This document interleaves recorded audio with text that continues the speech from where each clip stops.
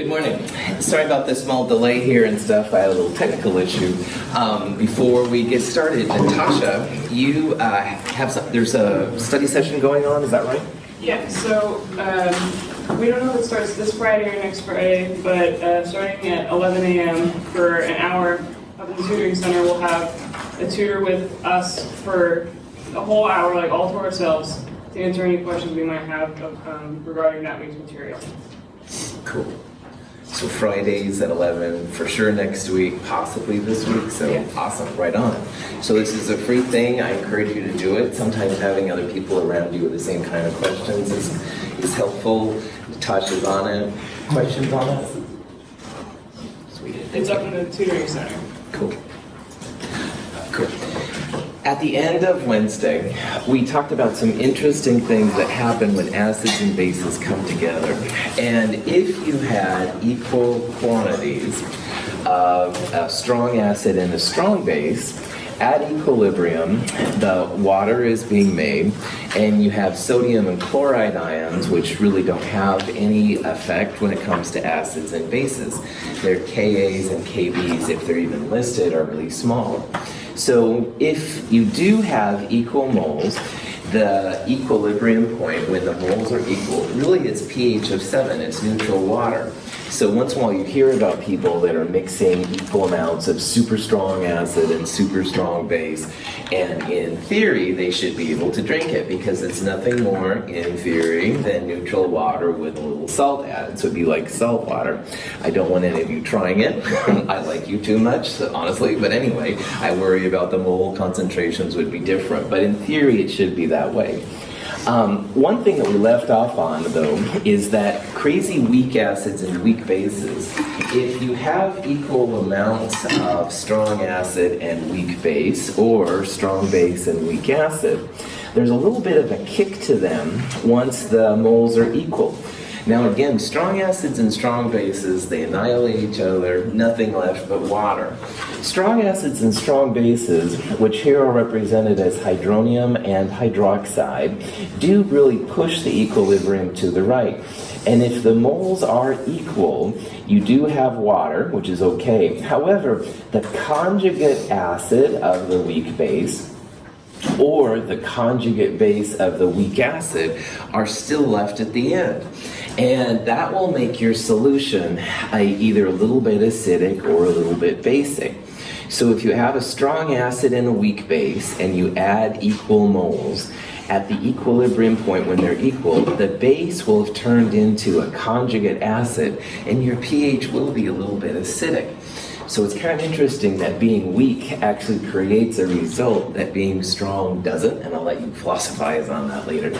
However, the opposite is true for the weak acid strong bases. If the moles of those two are equal, then the weak acid has been neutralized and its conjugate base appears. So your pH will actually be a little bit basic at that point. So again, there's going to be a difference if you have equal moles of strong acid, strong base versus strong acid plus weak base, or strong base plus weak acid. And that'll have an effect in what we're talking about later.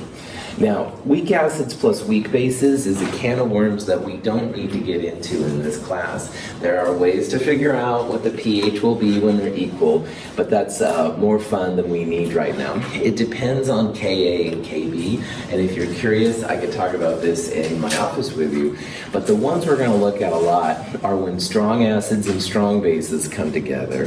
We'll also look at strong acid and weak bases coming together, as well as strong bases and weak acids.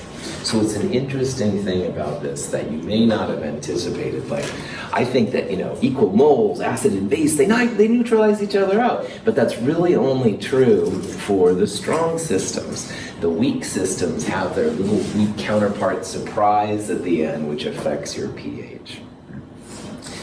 So we need to start figuring out a way that we can actually measure these things and then also make sense of the measurements we create. So we're going to look at some calculations now where you're going to find essentially the pH of a weak acid and then later the pH of a weak base. These are representatives of what you can see with a pH meter. There's different ways that scientists measure pH, but one is through electronics. This is kind of old school, but this is nothing more than a needle that shows the approximate values of these different pHs. I don't think this animation is going because it shows a pH of 7 with 2.0 mole per liter acid, but anyway, I digress. You can see how the scale changes as we go through this. Ignore that one, something's wrong with that animation. And notice too how for the first three, as the concentration gets bigger for the weak acid, the pH does become more acidic. This one was supposed to be far on the left, so that's why I know something's weird there. But anyway, we can use this information and start thinking about how to calculate how acidic, i.e. what the pH is for different systems. So let's look at the most common weak acid of all, which is acetic acid. And a lot of times acetic acid is abbreviated HOAC. Its conjugate base, the acetate ion, would be OAC minus. And this is a kind of problem you might see. If we have a 1.00 molar acetic acid solution, let's calculate the equilibrium concentrations of hydronium, which is a direct result of the acid. However, because it's a weak acid, we need to find out how much of the original solution is left. We'll also calculate the concentration of the weak base, the conjugate base, the acetate ion, and the pH. Oh boy. So just like from the last chapter, we'll set up an ice table. We'll have reactants and products. In this reaction, the acetic acid is going to react with water. It's going to make hydronium and acetate.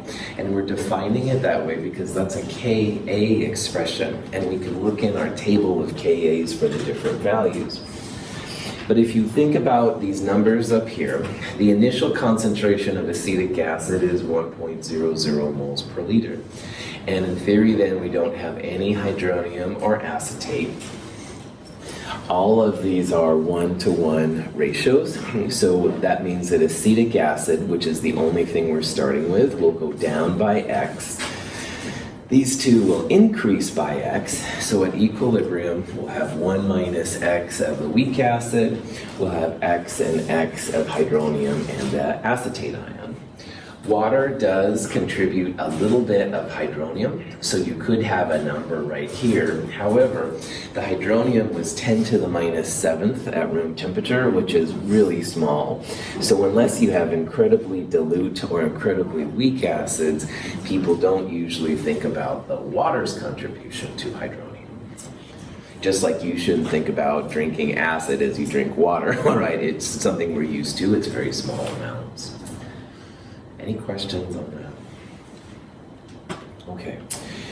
If you look in the table of acids and bases with Kas and Kbs, on the left-hand side are the acids, and they usually start at the strongest acids and go down. So roughly 1/3 to 1/2 down, you will find an entry for acetic acid. And acetic acid is 1.8 times 10 to the minus 5. And like we saw on Wednesday, all the Kas, the reactants are acetic acid and water. Water's not included because it's a liquid. And the products are hydronium and acetate. So again, every one of the Ka values you can write that way. And if we plug in our equilibrium expressions that we had earlier, it's X times X, or X squared on the top. And acetic acid would be 1 minus X. Questions where these parts came in? At this point, we have one unknown X. This number equals all of these terms right here. So it is a one equation expression. Right now it is a quadratic formula, all right? Because we'd have an X squared, you'd multiply both sides by 1 minus X, so you'd have X squared, X numbers, and not 1. And there's nothing wrong, if you have the solve function, or you're really into math, which is cool, you can solve this as a quadratic formula. But as we start getting into acids and bases, and there are lots of calculations like it, there are some ways to save some pretty serious time. And I want to show you a shortcut that works most of the time, all right? Not all of the time, but most of the time. And the goal is to try and prevent you from doing a quadratic formula. But I'm a math person, Dr. Russell. I use my solve button and I've got quadratic memorized and a tattoo on my right arm. Cool for you. You can still use all of it. However, if you're doing lots and lots and lots of calculations, that's going to take you more time. So being efficient is also a big part of this. And it's not that you have to use any of my approximations. It's okay. However, I'm going to save you and your calculator some time. Even putting the pieces in your calculator can take time. So this is an optional thing. I recommend it, but it is optional. So just kind of think about that in the back of your mind. If hydronium was really small with water, and because K is so much less than 1, that means you're going to have a lot more reactant than you have product. And if that's the case, then X, which is the amount of the reactant that's used up, is going to be pretty small, all right? 10 to the minus 5 is a very reactant-favored K. That means you're going to have a lot more acetic acid around than you'll have hydronium or acetate created. So 1 minus X, if X is really small, is going to be basically equal to 1.00. If your sig figs don't affect the hundredths of this number, then you shouldn't have to worry about that little x. And if you do, this problem becomes much easier. So if the minus x can be omitted, then Ka equals x squared divided by Ca, the concentration of the acid, which is a term I'll start using here pretty soon. And you can solve for x by taking the square root of Ka times the Ca, times the concentration of the acetic acid. And this is a much easier kind of calculation to do, all right? Square root 1.8 10 to the minus 5 times 1, it's something you can easily put in your calculator. You can solve for it. X comes out to be 4.2 times 10 to the minus 3 moles per liter. Now, this works if it's small relative to the concentration, all right? And if you went 1 minus 4.2 times 10 to the minus 3, all right, to sig figs and stuff, your number will be almost the same, if not the same as it was if you would have done it. So, if this works, minus log of hydronium gives you pH 2.37. It's acidic, all right, and that's good because HOAC is an acidic compound. So instead of using quadratic formulas, getting two x's you have to relate to and stuff like that, if you can use this approximation, then hydronium is equal to literally the square root Ka times Ca. I'm going to start using Ca for a way to describe the concentration of the acid. So when I say Ca, in this case it would be 1.00 moles per liter. So, if you have this expression, all right, it's really cool. And actually, it works pretty well in chemistry. Chemists kind of believe it. As long as you have 100 times K less than C. So in the last example, Ka was 1.8 times 10 to the minus 5. And that number times 100 would be 1.8 times 10 to the minus 3. And that is still much less than Ca, the concentration of your acid. So if 100 times K is less than C, you are absolutely legit in calling hydronium equal to square root Ka times Ca. And again, this keeps you from having to do a quadratic formula or typing it into your TA89 or something like that to solve for it. So if this works, it works really well. Also, because we're going to do so much with pH, pH in this case then would equal minus log square root Ka times Ca. If this is hydronium, pH is minus log of hydronium. This is going to be a pretty handy expression for us. It only really works, again, if 100 times your K is less than C.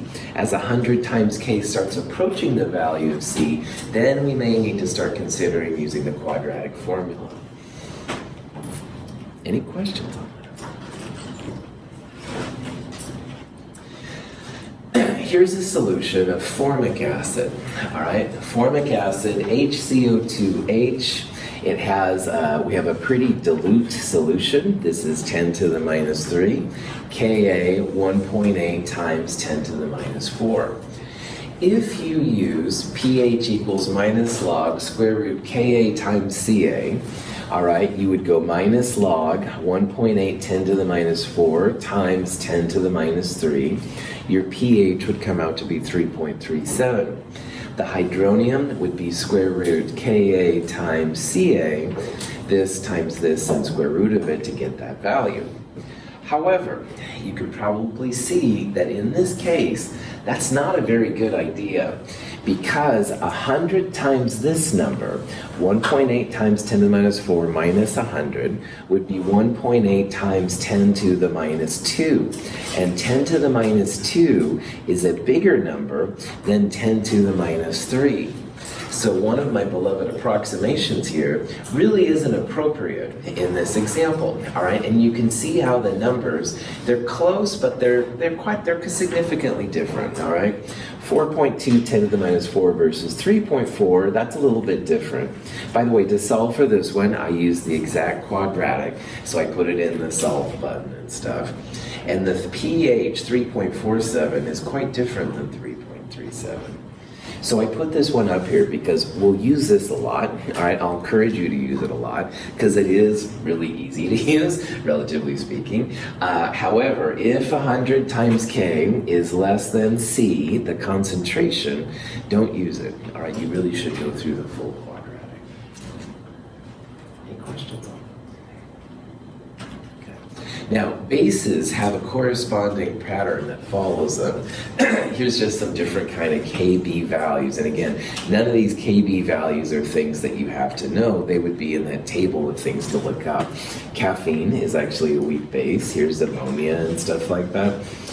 What we do. Anyway, let's say that we have 0.010 molar ammonia, NH3, and we want to define the pH of this solution. So what we'll do is we'll set it up as a Kb. Kb means that water will be a reactant, hydroxide will be a product, B means hydroxide, hydroxide means base, and the conjugate acid will be the other product. So this would be ammonia and water, NH4 plus OH minus. So just like with the weak acid, we can set up our equilibrium concentrations. Ammonia will be the reactant, ammonium and hydroxide will be the products. We're starting with 0.010 ammonia, it's going to go down by X, while these two go up by X. 0.010 minus X would be the amount of ammonia at equilibrium, and X would be the amount of the conjugate acid ammonium and also the hydroxide. What we're going to do is we're after the amount of hydroxide. Hydroxide will lead us to hydronium. Kw equals hydroxide times hydronium. And from there you can go to pH, or you could solve for POH minus log of the hydroxide and go from pH from there. But just like last time, we're kind of at a quadratic crossroads here. The Kb value equals X times X, or X squared, and we divide by 0.010 minus X for the ammonia. And again, there's nothing wrong with actually solving for the quadratic. You would get two answers, all that kind of stuff.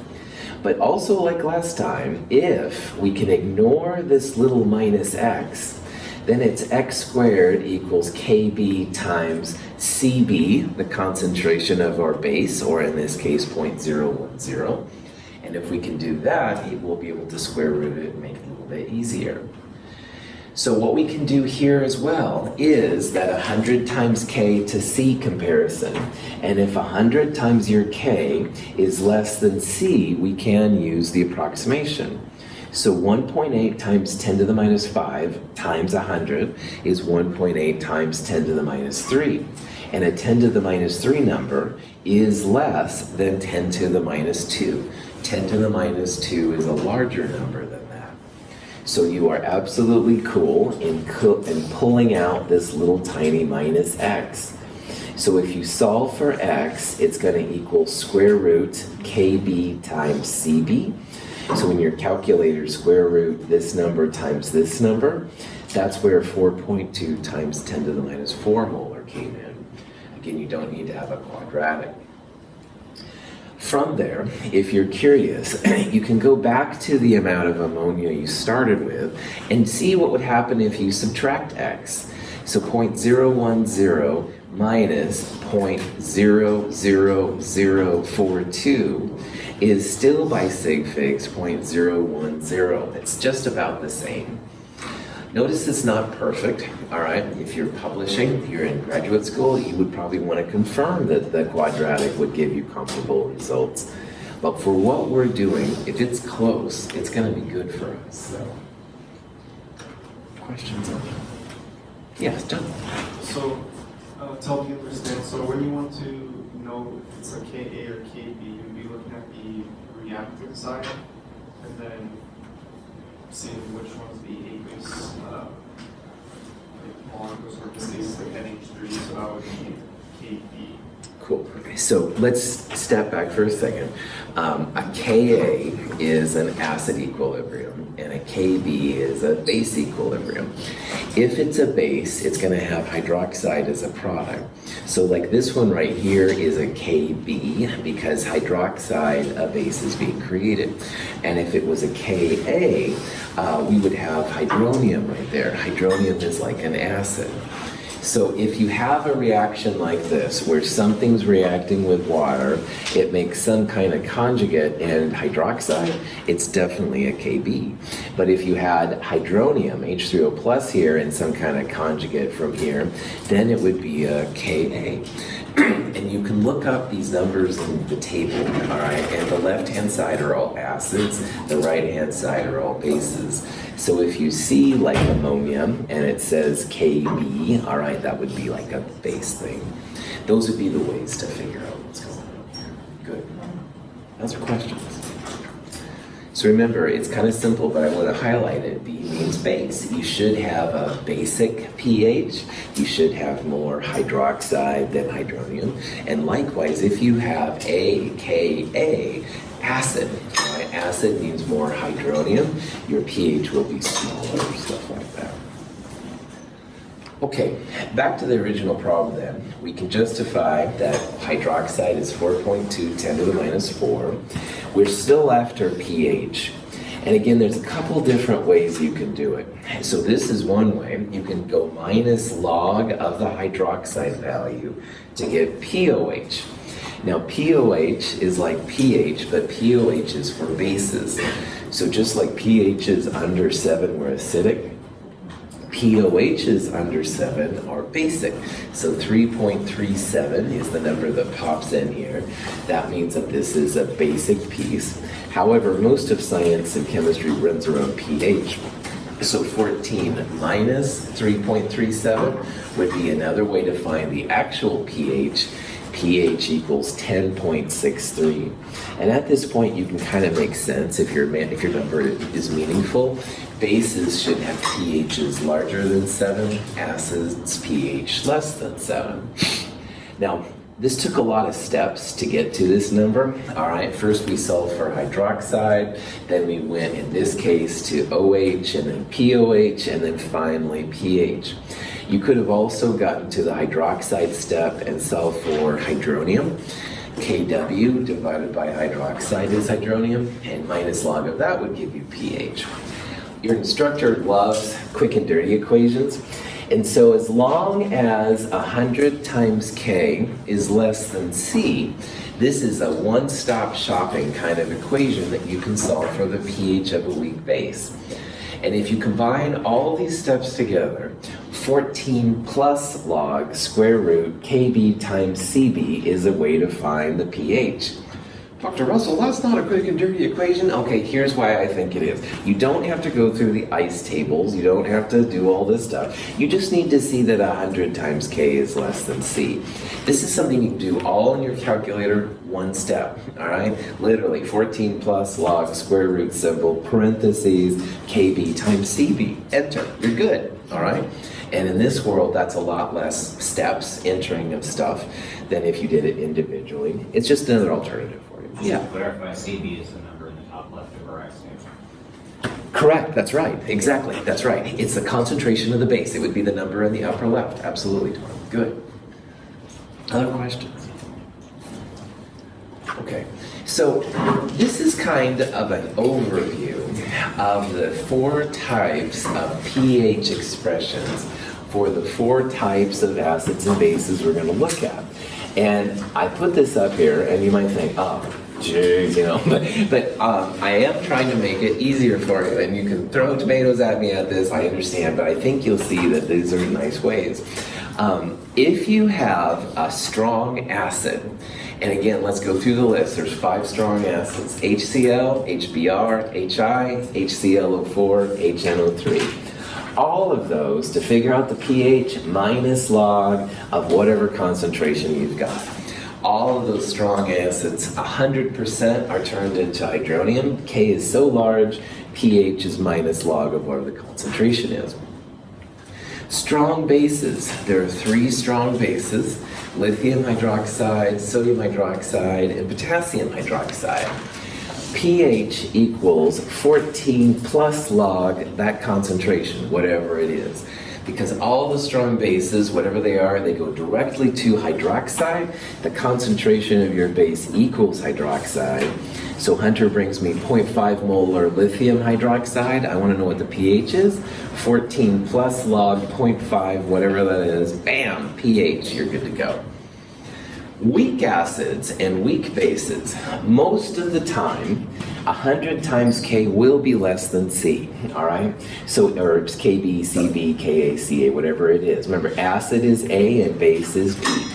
So if it is a weak acid, and that works, pH minus log square root Ka times Ca, and bases would be similar, 14 plus log square root Kb times Cb. They only work, of course, if these happen to work out.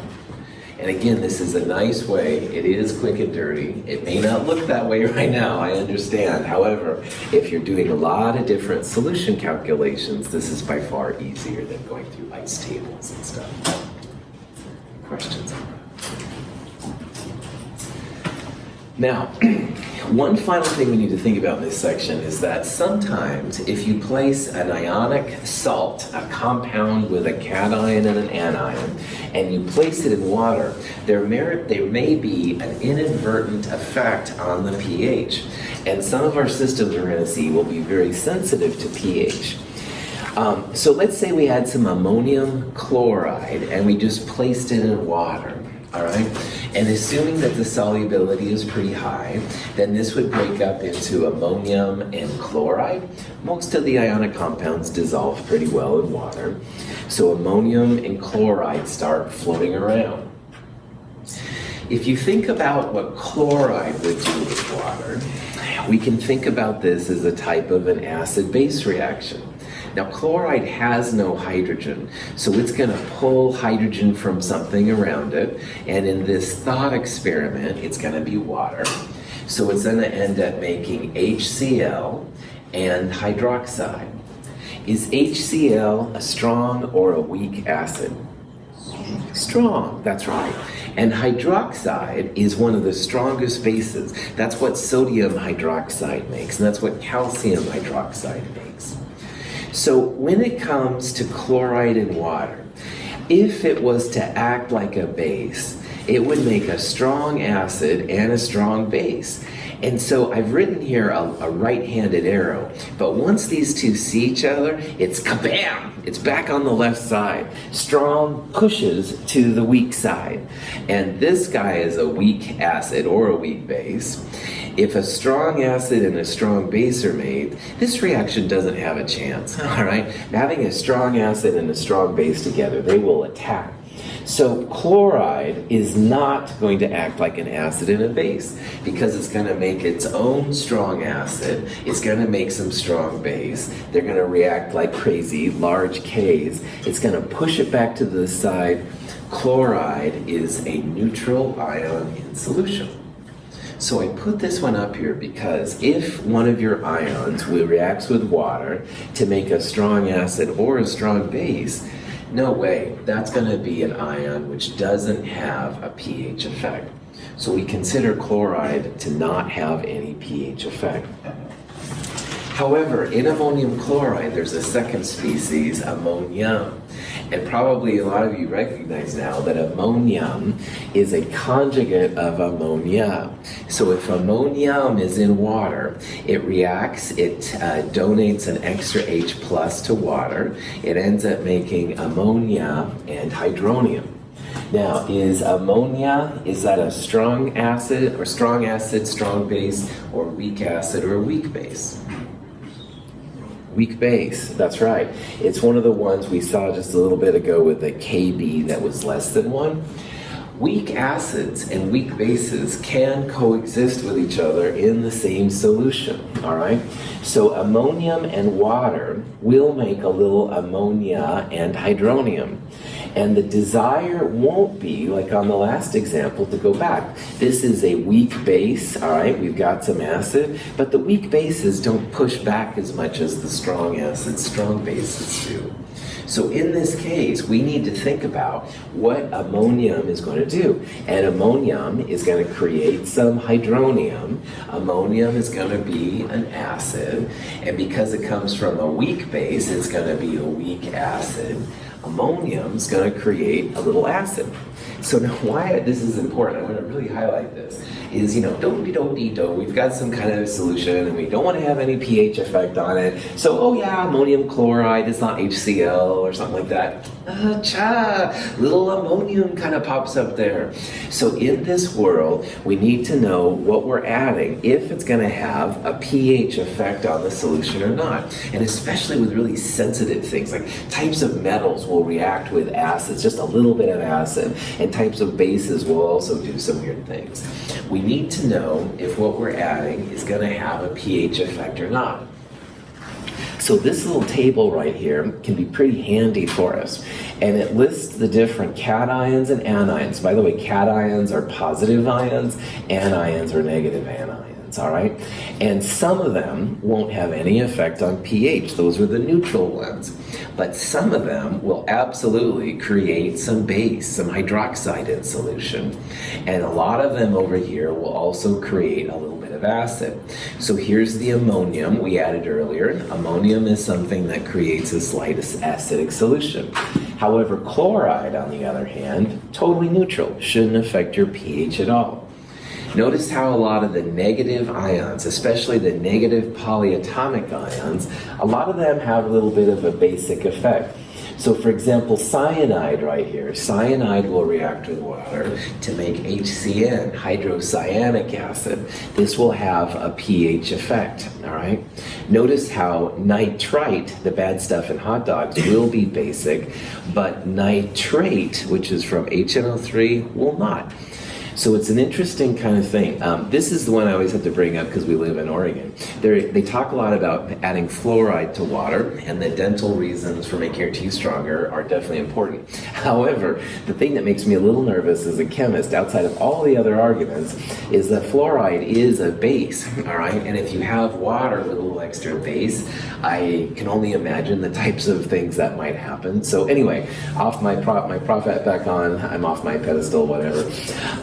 This is important because sometimes you think you'll be adding something that doesn't have a pH effect, and all of a sudden your pH goes up or down. So it would go up because you had something basic in there, or it might go down because you had something acidic in there. Questions? Here's a possible example of something you might see. Sodium carbonate does not look like it's an acid or a base, all right? It's not one that we've talked about per se. Seems pretty mellow. If you want to know what the approximate pH is, you could use that previous slide. I intentionally covered it up, fascist instructor. So what we'll do, since we don't have the slide ready, unless you look at your notes, is we'll analyze the sodium ion and the carbonate ion. Now, if the ion is a conjugate of a strong acid or a strong base, No effect on the pH. So like chloride was the conjugate of HCl, and chloride had no effect. Is sodium the conjugate of a strong acid or a strong base? Yes, good. Sodium hydroxide, when placed in water, makes a sodium ion and hydroxide. So if you try to do an equilibrium with a sodium ion, you're going to end up with that strong base, strong acid thing. Sodium is something that does not affect pH. All right, so sodium is in the clear when it comes to that. However, carbonate, CO3 minus 2, all right? What will happen when carbonate reacts with water, thinking as an acid-base reaction? Yep, it's going to make a little bit of bicarbonate or hydrogen carbonate. Carbonate doesn't have any H plus at all, so it's going to steal an H plus from water. It's going to end up making a little bit of hydroxide in the process. Carbonate is a culprit here. Carbonate is going to affect our pH, and carbonate will make this basic with a pH greater than 7. A lot of the negative polyatomic ions, like carbonate, will react a little bit with water. They'll make your solution a little bit basic, and you have to account for that. If you're trying to add ions to your solution, we'll talk about why you might want to do that later. If you're trying to add ions and you don't want a pH effect, don't add carbonate. You could add sodium chloride, you could add potassium bromide. Conjugates of strong acids and strong bases are legit. However, basically everything else on the periodic table, more or less, has a little bit of an effect of the pH. So one more reason why I wanted you to memorize the strong acids and strong bases is that all of their conjugates, sodium, lithium, and potassium ions for bases, chloride, bromide, iodide, perchlorate, and nitrate for acids, all of those, no effect on pH. And that can be really important coming up. Any questions on that?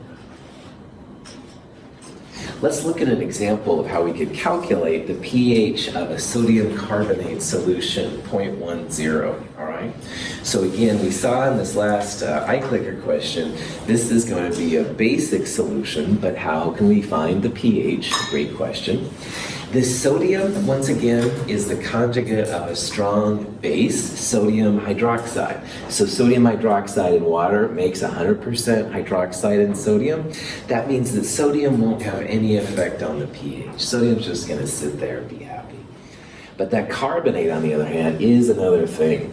Carbonate, again, doesn't have any hydrogens. It's going to react with water to make hydrogen carbonate, aka the bicarbonate ion, and hydroxide.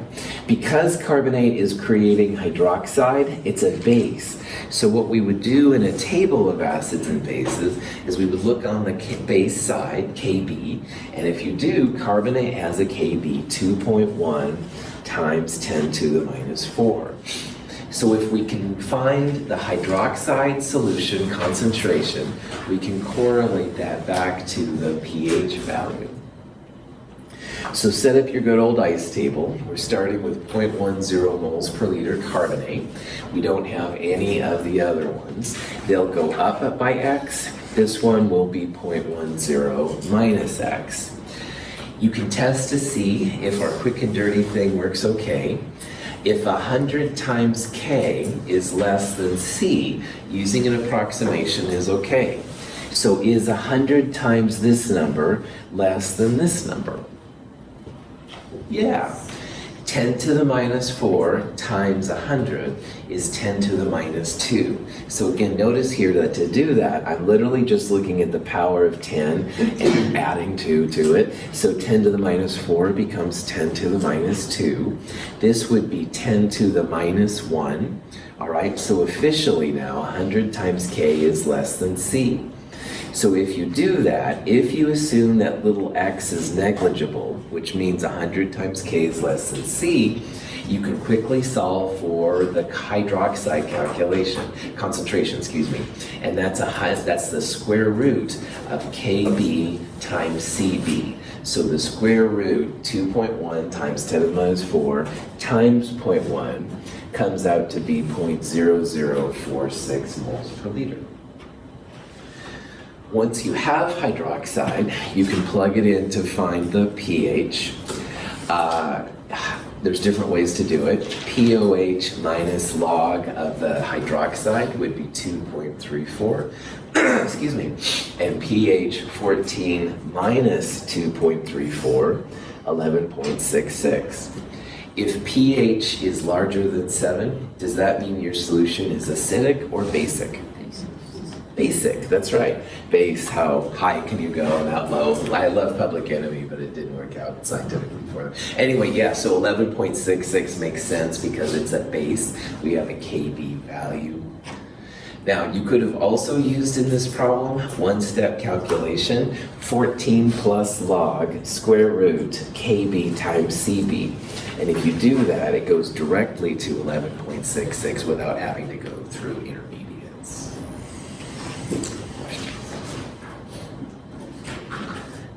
There's another acid-base theory that we are running into in the Le Chatelier's principal lab from this week, and it revolves around something called a Lewis acid and a Lewis base.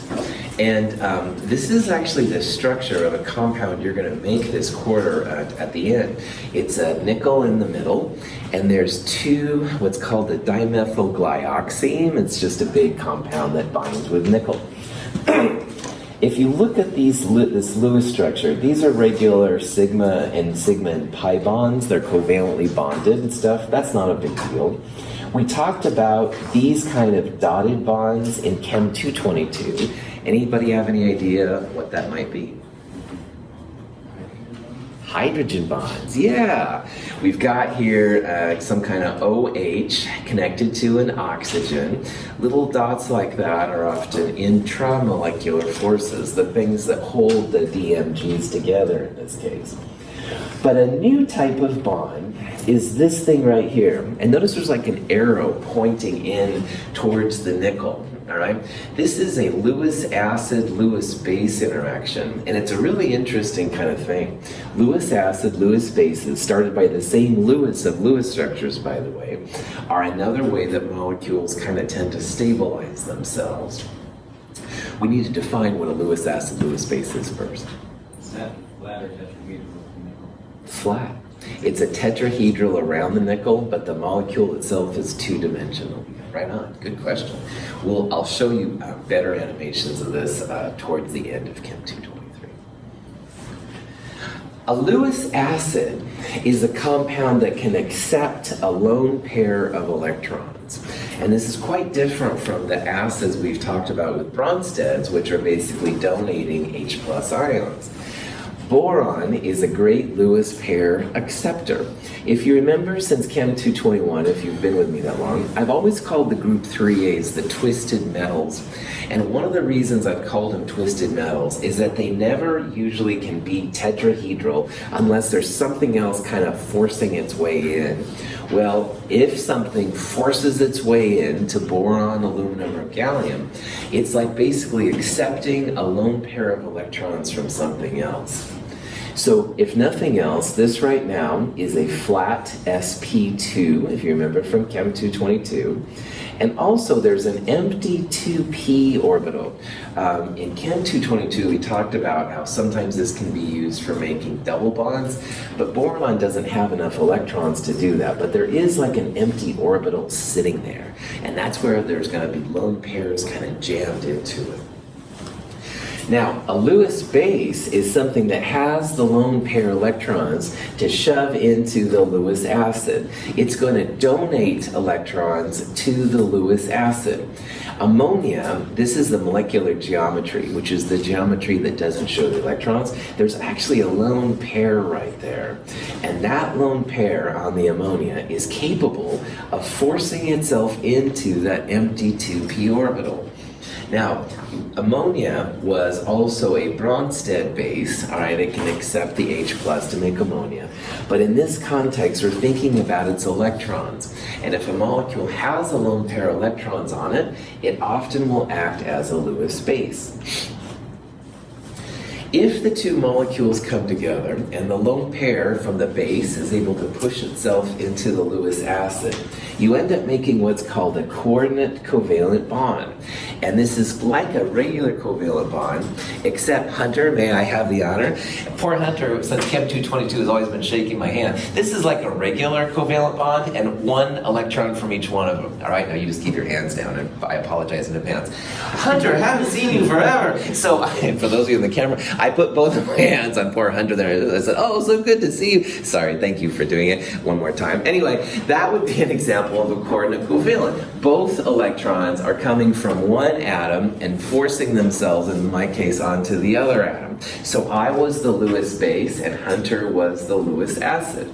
So instead of having one electron from each atom, now you have two electrons from one atom pushing themselves onto another one. So in this case, with the ammonia, you'll see you're going to have all kinds of stuff. Follow the geometry here. Oh, really? Gang, I've had so much bad luck with technology. Go ahead, man. When the Lewis acid and the base come together, are they like neutralizing each other? No, they make a new complex.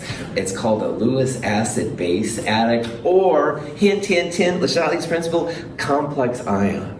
All right. Now, my sound isn't working. I'm really sorry. I'm having lots of technical things this morning. But anyway, when the thing pops in, let's see if I can get it to go. Jeez. Okay, for some reason. Anyway, so what's going to happen here, this is the base. It's pushing itself into the boron. What was an sp2 trigonal planar becomes tetrahedral sp3, if that stuff means anything. And this, again, if you see that kind of arrow, that means that both electrons are pushing themselves onto something that doesn't have as many electrons. This is the Lewis base with the Lewis acid. There are lots of examples of this we've actually seen. H plus and water making hydronium, the lone pair on the water pushes itself into the electron-less hydrogen to make hydronium. And the same thing for the formation of ammonium. The ammonia, again the base, pushing itself into the H plus to make things happen. So if you had a question like this as to which one of these would be a Lewis acid, you'd want to look for something that didn't have a lot of electrons on it. So for example, CH3, NH3, there's a lot of atoms, but what is on that nitrogen right there? Anybody want to make a guess? Lone pair, that's right. Nitrogen really likes to have one lone pair on it. This is going to be a good base. Because I'm running out of time, if you draw a Lewis structure for both of those, they'll have lots of electrons. But silver plus intentionally is missing an electron or electrons. So a lot of times positive species will be your Lewis acids. We're going to see that transition metals are great for making a Lewis acid. They also have lots of empty orbitals. Any questions on them? All right, we'll do more of this on Monday. Have a wonderful day. I'll see you guys next week.